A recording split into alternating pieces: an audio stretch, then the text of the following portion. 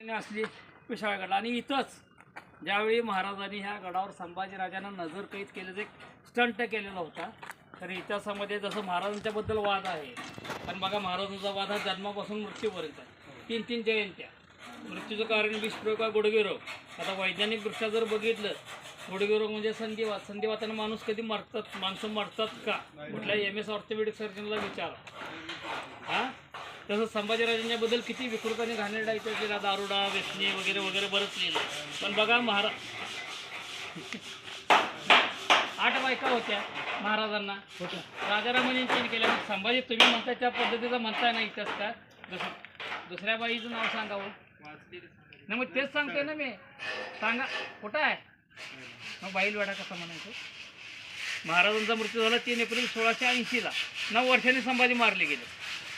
11 मार्च 1689. आता 9 वर्षामध्ये विचारायला कोणच नव्हतं ना. किती व्यसन किती चैना करायला पाहिजे होत्या. पण ह्या 9 वर्षामध्ये संभाजीराजांनी जवळपास 6 लढाई केलेल्या आहेत. एकही लढाई हरलेली नाही. जागतिक योद्धा म्हणून. तुम्ही इकडे लक्ष द्या. माझा आवाज त्याच्यापेक्षा 10 पटीने जास्त आहे, काळजी करू नका. 9 वर्षामध्ये 6 लढाई केल्या, एकही लढाई हरलेली नाही. वयाच्या आग्र्यावरून ज्यावेळी महाराज सुटले, मथुरेत ठेवलं. कवी तिथं मग संस्कृत शिकून पहिला ग्रंथ लिहिला बुद्धभूषण. त्याच्यानंतर 14 भाषा येत होत्या, जवळपास 13-14 भाषा. युद्धनीती, कामायन, 7 शतकांना कशिका, नायिका भेद, शापित अशी ग्रंथ लिहिलीत 14व्या-15व्या वर्षापर्यंत. मग ह्या संभाजीने व्यसनं कधी केली असते? पण आज आपल्यासमोर आपण कुठला खरा संभाजी समजायचा, तो का आपल्यापासून लपवलेला? आपण वाद नाही, आपण चर्चा करतो. आता कसं होतं, महाराजांचा विचार होता सातारा आणि करवीर म्हणजे कोल्हापूर 2 विभाजन करायचं आणि राजारामांना सातारा द्यायचा होता. राजारामांचं वय होतं 11, लहान होते. अनुभव लोकांच्या सोबत तो भाग द्यायचा. पण अनुभव लोकांच्या मध्ये अल्पसंतुष्ट मंडळी होती ना बरीच. आणि महाराजांना हा दख्खन, त्यावेळेला पन्हाळा दख्खनचा भाग ना, हा संभाजीराजांना द्यायचा. आणि महाराजांना त्यावेळी तंजावर मोहीम पण दक्षिण दिग्विजय पण करायचं होतं ना. आणि संभाजीराजांना घेऊन निघायचं. जसं जिंकत जाऊ त्यांच्या, कारण विद्वान होते, पराक्रमी होते, नवीन प्रांत सांभाळणारी खात्री होती ना. जसं जिंकत जाऊ तसं संभाजीराजांचे स्वाधीन करायचं आणि पुढं जायचं. पण बातमी कळली ना, दिलेर खान घुसणार, मोठा फौज फाटा. आपण दोघं जर इकडं गेलो, स्वराज्य रिकामा राहणार आणि रायगडावरनं गद्दारी होणार. महाराजांना माहिती होतं कोण कोण गद्दारी करतायत, पण महाराजांनी ते दाखवून दिलेलं नव्हतं. त्यांच्यावर ॲक्शन काही घेतलेली नव्हती. आपण जर ॲक्शन घेतली, शत्रूच्या गोटात सामील झालं की आपलं गुपित त्यांच्याकडे फुटणार ना. म्हणून महाराजांनी सगळे शांतपणे बघत होते, ऐकत होते फक्त.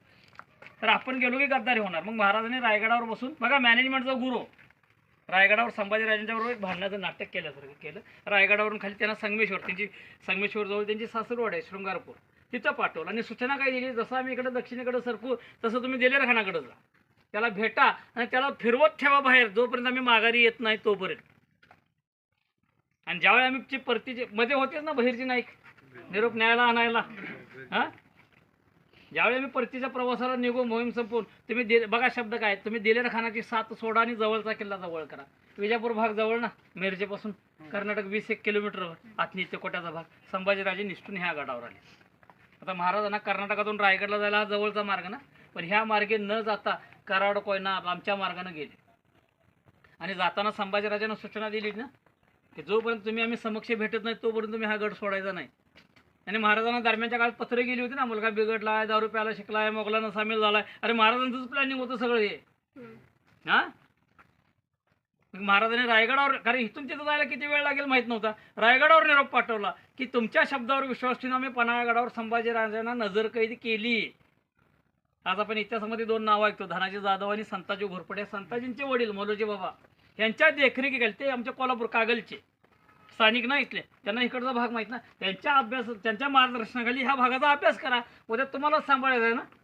पण तिकडे निरोप काय पाठवला, आम्ही नजरकैद केली. रायगडावर जाऊन ज्यांनी पत्र पाठवली होती, ज्यांनी निरोप दिले होते, सगळ्यांची हजेरी घेतली. खरं खोटं निष्पन्न झालं. पण मंडळी महाराजांना रायगडावरनं खाली सोडत नव्हती ना. राजाराम महाराजांचं लग्न ठरवल्याच्या निमित्तानं खाली संगमेश्वरावर उतरले. आणि संगमेश्वरावरून जवळ ना 70-80 किलोमीटर. त्यावेळी 13 जानेवारी 1680 ज्यावेळी ह्या गडावर आले, ह्या इमारतीमध्ये शिवाजीराजांची आणि संभाजीराजांच्या आयुष्यातली शेवटची वेळ. कारण महाराज इथून रायगडला जे गेले 3 महिन्यात मृत्यू झाला ना. पण रायगडचे सगळे संपर्कच बंद होते ना, त्यामुळे मृत्यूचं कारण आज काय सस्पेन्सच राहिलेलं आहे. तर रायगडच्या पायथ्याला असं खाली 5-8 गाव आहे. चौथ्या 5व्या दिवशी बातमी कळली, नंतर पुतळाबाई सती गेले ना. बघा किती सस्पेन्स आहे. पन्हाळ्यावर 1.5 महिन्यानंतर हिरोजी फर्जंदने बातमी दिली. आणि त्यावेळी वडिलांच्या मृत्यूनंतरच्या विधी करावे लागतात ना, पिंडदान मुंडन, ह्या पन्हाळा गडावर बसून संभाजीराजांनी केलं.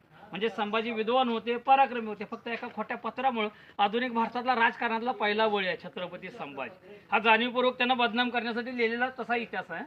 आता ह्या स्पॉटला आल्यावर तुम्हाला गडाची उंची आणि तो आकार, मगाशी मी सहज बोललो होतो बघा, की दक्षिण बाजू ती पाण्याची टाकी वगैरे दिसते. हां, आता इथून समोर बघेल तो तलाव दिसतो बघा, तिथं सिद्धेश्वरचे तंबू, तिथं त्या डोंगराच्या पलीकडे वारण्याचा परिसर म्हटलं होतं. सगळं हिरवी शेतीची दिसते. आता तुम्ही जे लस्सी प्यायला तिथंच तो कारखाना वारणा.